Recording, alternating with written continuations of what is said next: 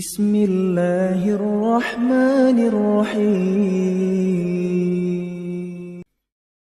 Saudaraku seiman, kita coba akan lengkapkan bahasan ini dengan kisah-kisah bagaimana orang salafus saleh dulu yang pernah berbuat dosa lalu mereka bertaubat, ya. Kisah tentu yang sangat luar biasa, di antaranya adalah kisah taubatnya Tha'labah radhiyallahu anhu. Sahabat Nabi yang mulia ini adalah anak muda yang masih muda dan keimanan sudah tertanam dalam hatinya. Zaman dulu orang tidak punya kamar mandi dalam rumah, maka orang kalau mau pergi ke WC ataupun mau mandi, maka biasanya orang pergi ke padang pasir. Satu waktu Tha'labah radhiyallahu anhu ini keluar, kemudian dia ke padang pasir, lewat, bukan sengaja lewat. Rupanya dia melewati sebuah tempat mandi tapi untuk seorang wanita Ansar, wanita dari Madinah, ya. Dan wanita ini terkenal, ya, sangat punya kecantikan dan kulitnya putih bersih. Dan ini bukan terlihat, telanjang bulat semuanya, tidak. Tapi Tha'labah radhiyallahu anhu lewat. Zaman dulu tempat mandinya laki-laki sama perempuan, untuk membedakannya, kalau laki-laki itu dibuat pelapa kurmanya sampai ke daerah kepala sehingga bagian kepala terlihat dan orang tahu di dalam itu adalah orang. Ini di padang pasir, dibuat kayak WC umum gitu, ya, tapi masing-masing punya. Kalau perempuan tertutup semuanya, tetapi karena terbuat dindingnya dari pelapa kurma, ya, mirip dengan pelapa-pelapa kelapa kita sekarang, ya, ada serat-serat, ada lubang celah di antaranya, maka dia sempat lihat sepintas perempuan tersebut dan itu mengganggu hati dia. Begitu melihat langsung terganggu hatinya, padahal dia tidak niat untuk sengaja mengintip orang mandi. Maka dia merasa tulang-tulangnya gemetar, kesemutan, otot-ototnya merasa kesakitan dan lemas. Lalu kemudian dia segera naik ke atas sebuah bukit yang sangat tinggi di Madinah. 40 hari dia nggak pernah turun. 40 hari di atas gunung tersebut bertaubat kepada Allah Subhanahu wa taala. Salat di sana, dia makan minum di sana, pokoknya tidak mau pulang ke rumahnya. Nabi SAW memiliki tradisi, seringkali beliau kalau habis sholat melihat sahabat-sahabatnya. Tapi karena Tha'labah ini bukan orang yang sering ada di depan, maka Nabi SAW tidak melihat dia. Jibril alaihissalam datang setelah 40 hari dari masa perbuatan Tha'labah ini radhiyallahu anhu, mengatakan, "Hai Muhammad, Allah memerintahkan kau untuk memanggil Tha'labah yang sedang berada di atas gunung karena dia merasa bersalah dengan dosanya." Maka Nabi SAW mengutus beberapa sahabat mencari Tha'labah, ditemuilah, lalu dibawa. Begitu masuk ke dalam masjid, dia keringat dingin, wajahnya memerah, kehitam-hitaman, ketakutan sekali. Kata Nabi SAW, "Ada apa dengan engkau hai Tha'labah?" Dia mengatakan, "Ya Rasulullah, saya telah melakukan maksiat yang besar sekali." Kata Nabi SAW, rahmatnya Allah lebih luas, ya. Kemudian waktu itu diiqamahkan sholat, maka sholat Nabi SAW bersama para sahabat Tha'labah pun ada. Sementara sholat Nabi SAW membaca ayat tentang neraka, maka Tha'labah pun pingsan dalam sholatnya, pingsan. Setelah itu habis sholat para sahabat menyampaikan, Nabi SAW datang membangunkan. Setelah bangun, kata Nabi SAW, "Ada apa dengan kau hai Tha'labah?"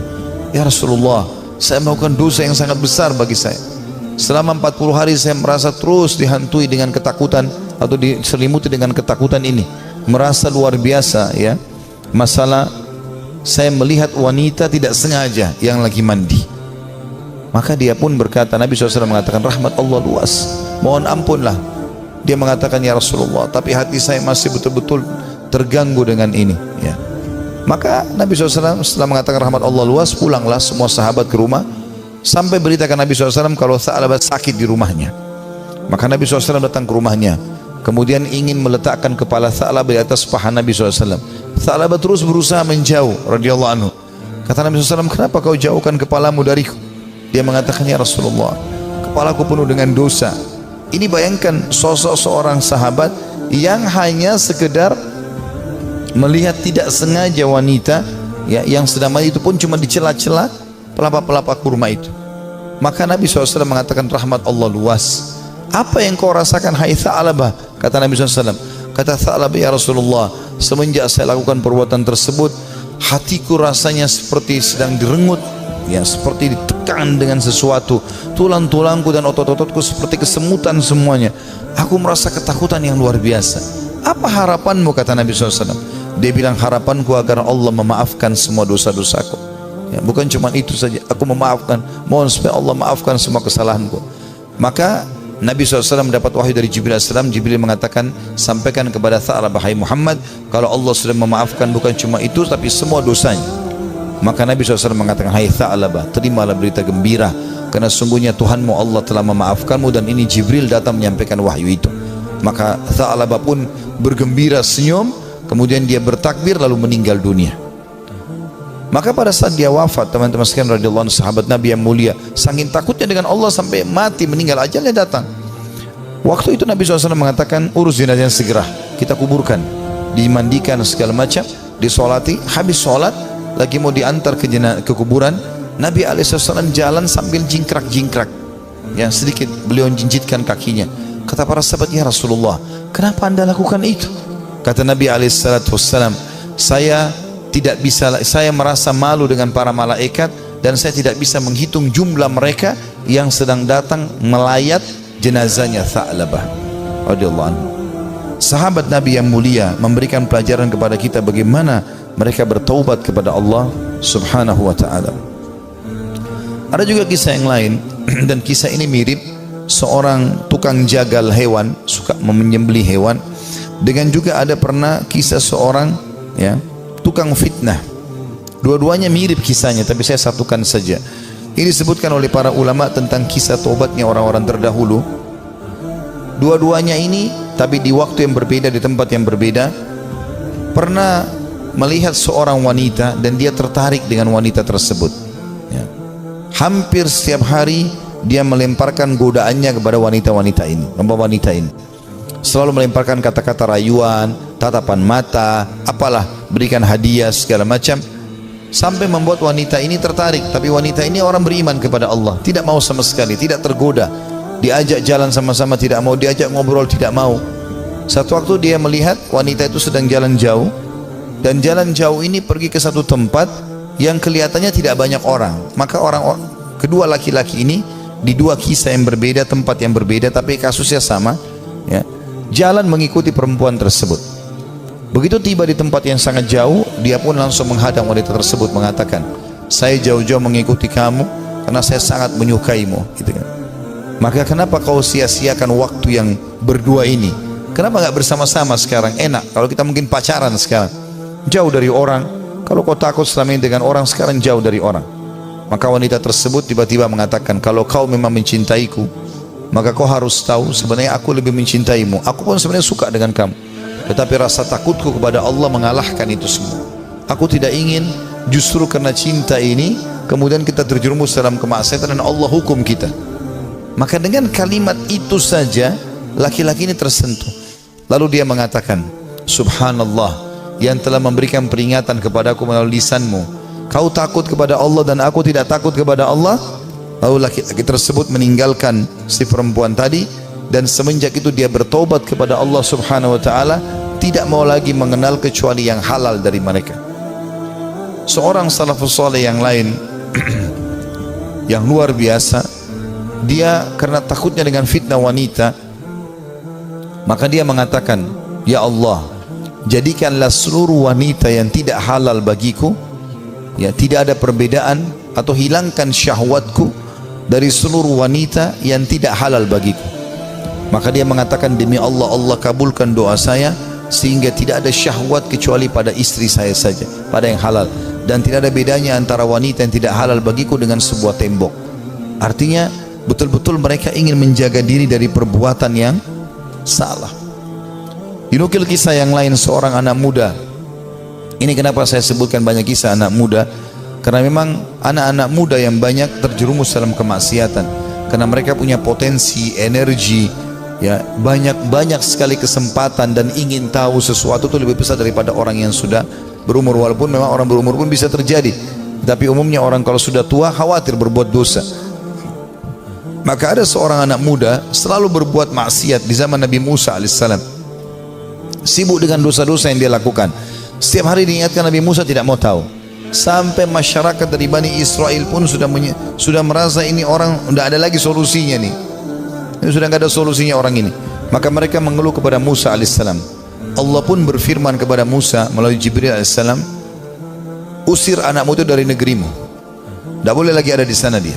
Maka Musa alaihissalam menyampaikan kepada Bani Israel, kalau Allah sudah menurunkan firman-Nya menguruh anak muda ini diusir. Maka anak muda pun itu diusir dari kota tempat Nabi Musa alaihissalam dengan Bani Israel tinggal. Terus saja dia jalan sampai tiba di sebuah padang pasir yang luas. Kemudian dia merasa dirinya sakit, lemah, terpukul karena jauh dari orang-orang. Maka dia pun lalu berkata, ya Allah, jangan engkau haramkan aku dari rahmat-Mu. Aku tahu aku telah berbuat dosa, tapi rahmat-Mu jauh lebih luas. Aku bertobat dan beristighfar kepadamu dari seluruh dosaku, ya Allah, maka maafkanlah aku. Terus dia ucapkan permohonan maafnya kepada Allah sampai 3 hari berturut-turut. Setelah itu dia meninggal dunia, si anak muda ini.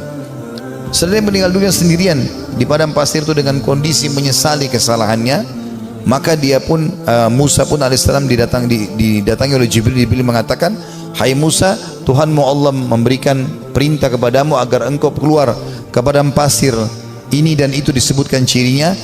Di sana ada satu wali Allah yang Allah suruh kau mengurus jenazahnya.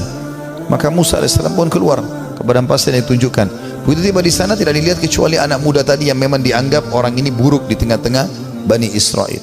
Maka pada saat itu pun Musa alaihissalam mengatakan, ya, Jibril alaihissalam mengatakan kepada Musa, sesungguhnya orang ini telah bertobat selama berapa hari? 3-4 hari meninggalkan negerimu, dan Allah terima taubatnya. Maka Musa alaihissalam pun mengurus jenazahnya, kemudian menguburkan dia. Begitu luasnya rahmat Allah subhanahu wa ta'ala bagi orang yang masih melakukan kemaksiatan dan berpikir bahwasanya susah untuk bertaubat. Tidak ada yang susah, teman-teman sekalian. Kita akan kisahkan sekarang seorang tokoh tabi'in yang masyhur, Fudail bin Iyad rahimahullah. Orang ini sangat unik ceritanya, karena dulunya dia adalah perampok jalanan. Saking mahirnya dia mencuri dan merampok sampai dia tidak butuh tim, sendirian. Dikatakan dalam kisah ini, Fudail bin Iyad sendirian, tidak butuh orang-orang lain untuk membantunya. Dan setiap kali ada kafilah mau lewat di tempat Fudail, pasti mereka ketakutan, lebih takut daripada melewati tempat yang lain, karena Fudail bunuh, ambil hartanya, gak ada toleransi. Dan dia satu orang bisa mengalahkan sekian banyak orang dalam duel dan berperang. Sampai satu waktu ada satu kafilah, satu malam Fudail bin Iyad lagi nunggu-nunggu, ya, ada mangsa yang lewat, dia ingin mengambil dan merampok dari mereka. Di tengah jalan, subhanallah, atau pas lagi nunggu, ada kafilah yang lewat, bukan tengah jalan, ada kafilah yang lewat. Kemudian kafilah ini berbicara satu sama yang lain, dan Fudail mendengar, jangan kita lewat jalan sini karena ada Fudail bin Iyad, nanti dia akan mengganggu kita, ya, dan tidak bisa kita selamat dari dia. Bagaimana dengan keadaan keluarga dan harta kita? Dengan kalimat ini yang didengar oleh Fudail, Fudail mengatakan, begitu takutnya manusia padaku, maka dia pun mengatakan, mulai hari ini ya Allah, aku berjanji aku tidak akan pernah mengganggu orang lain lagi. Dalam riwayat yang lain, Fudail lalu keluar, lalu menemui mereka, lalu mengatakan, akulah Fudail bin Iyad yang kalian sebutkan tadi, dan karena perkataan kalian tadi, aku merasa aku telah menakut-nakuti manusia. Maka dengan itu aku akan berhenti dan tobat, dan kalian akan jadi saksi. Lalu Fudail menghormati mereka menjadi tamu pada malam itu. Mulailah Fudail menyembelikan buat mereka hewan. Dia berburu sendiri malam itu, dia sembelikan, dia biarkan mereka membuat kemah di sekitarnya.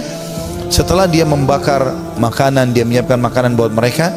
Rupanya ada satu orang dari kafilah itu, orang saleh, membaca firman Allah subhanahu wa ta'ala yang berbunyi, yang disebutkan dalam surah Al-Hadid, ya, ayat 16, yang Allah subhanahu wa ta'ala berfirman, a'udzubillahi minasyaitonirrajim, alam ya'ni lilladzina amanu an takhsha qulubuhum lidzikrillah wa ma nazala minal haqq. Belumkah tiba saatnya bagi orang-orang beriman untuk tunduk hati mereka, dan mereka tunduk hati mereka kepada zikrullah dan apa yang turun dari kebenaran dalam Al-Quran. Fudail bin Iyad orang Arab, dia faham betul makna ayat ini. Artinya, sampai kapan kamu mau lalai, kata Allah SWT. Belum tibakah saatnya bagi orang beriman untuk tunduk hatinya dan berzikir kepada Allah dan apa yang diturunkan dari kebenaran dalam Al-Quran? Maka Fudail pun menangis mendengar ayat tersebut. Lalu dia ulang-ulangi ayat itu sampai akhirnya dia menunjukkan taubatnya. Subhanallah, setelah dia taubat, mulai hari itu dia pergi ke Mekah. Tiap hari Mekah dan Madinah. Artinya setiap saat dia di Mekah sebentar, nanti di Madinah lagi sebentar. Tidak pernah meninggalkan dua kota yang suci ini. Dan kata para ulama, orang-orang yang pada saat itu sudah menjadi ulama, ya, kemudian menjadi sahabat dekatnya Fudail. Di antaranya Abdullah bin Mubarak, Sufyan Ats-Tsauri. Ini semua orang-orang yang luar biasa ibadahnya, terkenal sekali kesolehannya. Itu mereka mengatakan, kami tidak pernah menemukan orang setakut kepada Allah seperti Fudail bin Iyad. Dia luar biasa, kalau datang dekat Ka'bah nangis kepada Allah Subhanahu wa taala. Kalau nangis bisa sampai pingsan, karena ketakutannya kepada Allah Subhanahu wa taala, dan dia betul-betul tulus. Sampai akhirnya Allah letakkan hikmah, kalimat hikmah dari lisan dia. Banyak kalimat-kalimat mutiara yang disebutkan oleh Fudail bin Iyad rahimahullah, dan itu dinukil oleh para ulama. Seperti misalnya dia mengatakan sambil dia berdoa kepada Allah, tapi ini orang dengar diam-diam. Dia sebutkan diam-diam di hadapan depan Ka'bah. Dia mengatakan, idza adharta aibana fatadhhar walan nastati'a satrah. Ya Allah, seandainya Engkau membuka aib-aib kami, maka pasti akan kelihatan dan kami tidak akan mungkin bisa menutupinya. Wa nufdah, dan kami pasti akan dipermalukan. Wa idza adharta a'malana fanuhlik bi'adzabik. Dan kalau seandainya Engkau memperlihatkan amal-amal kami, akhirnya orang jadi puji-puji kami, maka kami akan binasa dan kami akan kena hukuman-Mu. Kemudian dia juga menyebutkan dalam statementnya yang masyhur setelah dia taubat, kamu berhias untuk manusia, hai Fudail, berdandan untuk mereka, dan terus saja riya, pamer ibadah-ibadah sehingga mereka menilaimu saleh. Mereka menunaikan kebutuhanmu, kemudian melapangkan tempat duduk untukmu dan bermuamalah denganmu, karena mereka salah duga. Kamu buruk bila demikian adanya. Artinya orang-orang akan menilai kau seakan-akan kau itu orang soleh, padahal sebenarnya tidak, ya. Dia terus menasihati dirinya agar jangan sampai dia lalai. Ibnu Mubarak berkata, Abdullah bin Mubarak setelah melihat ibadahnya Fudail bin Iyad yang tadinya penjahat besar, perampok jalanan, suka membunuh dan merampas harta orang, sesungguhnya Fudail merupakan bukti kebenaran kekuasaan Allah Azza wa Jal yang dimuncul dengan Allah atau Allah memunculkan hikmah melalui lisannya. Dia termasuk manusia yang dikaruniai manfaat dari amal-amalnya. Disebutkan dalam Syiar Alam Nubala di jilid 8 halaman 425. Artinya ini bukti nyata, tanda-tanda kebesaran Allah. Tadinya penjahat besar, pembunuh, lalu dia taubat nasuha, dia tinggalkan semua kesalahannya. Allah tidak mau tahu masa lalu orang, tapi Allah Subhanahu wa taala menilai sekarang ke depan. Fudail berkata kepada seseorang yang bertanya, bagaimana caranya supaya bisa menjadi takut kepada Allah sebagaimana Anda ini takut? Ya, Anda bisa taubat seperti ini, luar biasa. Kata dia, kosongkan hatimu untuk sedih dan takut sampai keduanya dapat bersarang. Apabila keduanya bersarang di hatimu, maka keduanya akan membentengimu dari melakukan maksiat dan menjauhkan dirimu dari api neraka. Disebutkan juga dalam Syiar Alam Nubala jilid 8 halaman 438. Artinya dia mengatakan, yang membuat saya seperti ini, saya sengaja menanamkan rasa takut saya kepada Allah. Saya mempelajari tentang kemahabesarannya Allah Subhanahu wa taala sebagai pencipta, beratnya siksaannya kalau melanggar terus-menerus, ya. Kemudian saya biarkan tersarang dalam hati saya, maka akhirnya itu membentengi saya dari kemaksiatan. Dia juga berkata, sedih karena Allah di dunia menghilangkan keresahan di akhirat, dan terlalu gembira di dunia menghilangkan manisnya ibadah. Nah, artinya dia mengatakan sedih karena Allah di dunia, maksudnya merasa rindu dengan surga, takut dengan dosa, menghilangkan keresahan di akhirat. Tidak akan mungkin bersatu antara dua kesedihan, gitu ya. Dan terlalu gembira dengan dunia, tidak pernah ada cobaannya misalnya. Tapi walaupun tidak mungkin, ya pasti manusia akan diuji oleh Allah SWT supaya dia tidak terlalu bergantung pada dunia ini. Dan terlalu gembira dengan dunia berlebih-lebihan sampai terbahak-bahak, sampai luar biasa merasa hidupnya harus selalu kegembiraan, padahal itu juga tidak mungkin terjadi. Maka akan membuat, ya, atau menghilangkan manisnya ibadah. Dia juga menasihati dirinya setelah dia taubat, mengatakan, wahai jiwa, kasihan kamu ini. Kau selalu berbuat buruk, namun kau mengira dan merasa dirimu baik. Kamu tidak tahu, tetapi merasa selevel dengan ulama. Kamu kikir, tapi kamu merasa dirimu dermawan. Kamu bodoh, tapi kamu merasa pintar dan cerdas. Ajalmu pendek, tapi angan-anganmu sangat panjang. Nah, ini kalimat-kalimat mutiara yang luar biasa. Rupanya setelah dia bertaubat kepada Allah Subhanahu wa taala, Allah berikan kalimat-kalimat ini kepadanya, ya. Dia mengatakan, saya ulangi, wahai jiwa, kasihan kamu. Kau berbuat buruk, namun kau mengira dirimu berbuat baik. Artinya, amal-amal yang kau kerjakan ini masih kurang. Tapi kenapa kau selalu merasa bangga? Ini dia nasihati dirinya sendiri. Karena ada orang kadang-kadang begitu, dikuasai oleh syaitan, dia merasa bangga. Saya sudah haji sekian kali, saya sudah pernah bersedekah ini dan itu, saya pernah bangun masjid satu masjid itu terus yang dibahas. Apa saja semuanya dibanggakan. Maka dia menasihati dirinya supaya dia terus termotivasi mau ibadah. Dia mengatakan, wahai jiwa, kasihan kamu. Kau sebenarnya berbuat buruk masih sedikit, tapi kau pikir dirimu sudah berbuat banyak. Kau tidak tahu, ya, tapi kau menganggap dirimu selevel dengan ulama. Ini juga banyak jadi penyakit di dalam tengah-tengah penuntut ilmu. Baru belajar setahun 2 tahun sudah merasa dirinya luar biasa. Akhirnya sudah mulai membicara tentang ulama ini, tentang ulama itu. Habis waktunya untuk itu. Maka semestinya seseorang menyadari kalau dia baru belajar, ya sudah dia belajar. Sebagaimana dikatakan oleh Fudail di sini rahimahullah. Beliau mengatakan, kau tidak tahu tapi kau merasa dirimu selevel dengan ulama. Yang ketiga, dia bilang bahwa dirinya, kamu kikir tapi kau merasa dirimu dermawan. Ya, artinya berapa banyak sih yang kau sudah sedekahin sehingga kau selalu banggakan, hai Fudail? Padahal sebenarnya kau bakhil. Sedikit sekali yang kau keluarkan dibandingkan nikmat Allah yang melimpah kepadamu. Ini juga, ya, tamparan yang sangat keras bagi orang yang tadi baru sedekah sekali, 2 kali, 3 kali dalam 1 bulan, dalam 1 tahun, bahkan mungkin 10 tahun sekali, atau mungkin seumur hidup baru melakukan 1 kebaikan itu.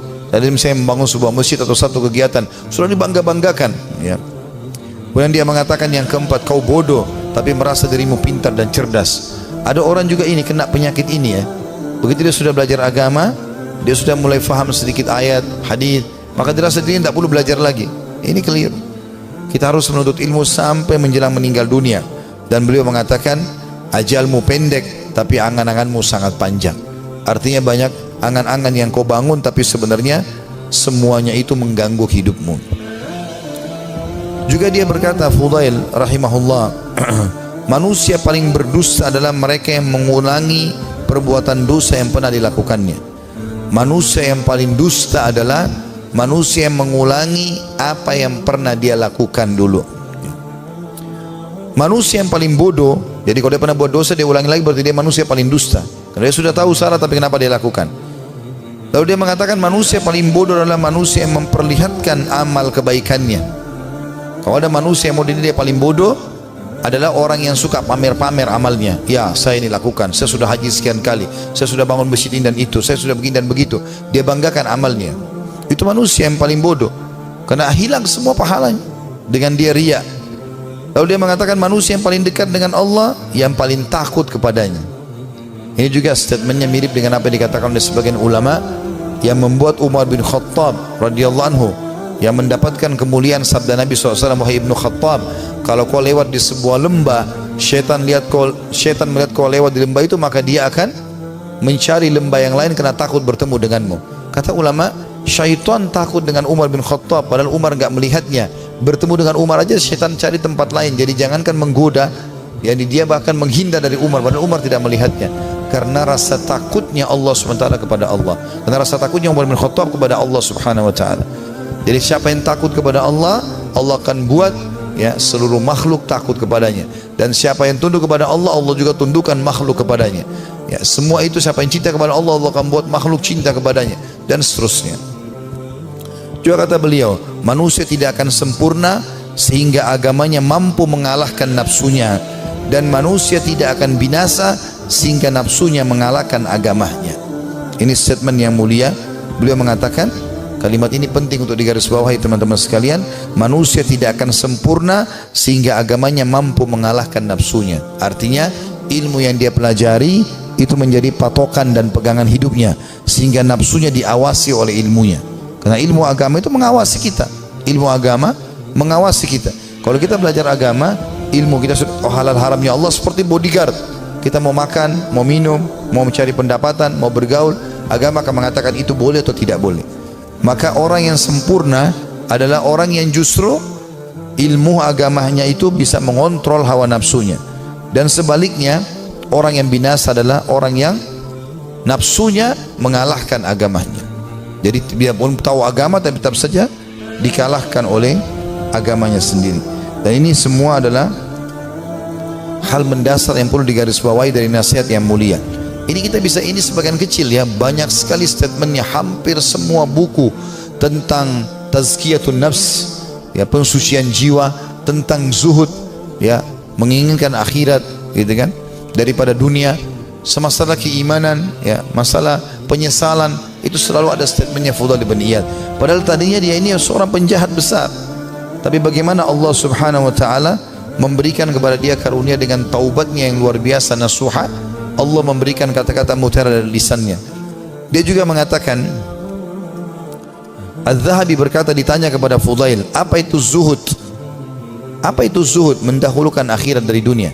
Dia mengatakan banyak qanaah. Qanaah artinya merasa puas, ya, dengan apa yang telah Allah berikan. Itu namanya zuhud, kata beliau. Jadi kalau kau mau dikatakan zuhud, kau berharap akhirat dan dunia kau jalani juga, tapi akhirat kau dahulukan, adalah banyak merasa syukur kepada Allah. Lalu ditanya kepadanya tentang wara. Wara itu menjaga kesucian hubungan sama Allah. Ia menjawab, menjauh dari yang diharamkan syariat. Apapun yang Allah larang, tinggalkan. Bukan cuma yang haram, yang makruh pun ditinggalkan. Makan minum berdiri aja tidak dilakukan, apalagi kalau sampai makan yang haram. Dan kita kalau tinggalkan sesuatu yang makruh, berarti yang haram akan lebih mudah kita tinggalkan. Orang kalau tinggalkan yang makruh, yang haram akan dia tinggalkan. Orang kalau kerjakan amal yang sunnah, amal wajib pasti akan dia kerjakan. Lalu ditanya juga kepada dia, apa ibadah itu? Ia menjawab, melaksanakan apa yang diwajibkan sebaik mungkin. Melaksanakan yang diwajibkan sebaik mungkin. Dan sekian banyak statement Fudail bin Iyad rahimahullah yang kita bisa ambil pelajaran darinya. Artinya tidak ada kata terlambat dalam bertaubat, dan kalau orang taubatnya nasuha, Allah Subhanahu wa taala akan karuniakan untuk dia kelebihan-kelebihan yang banyak.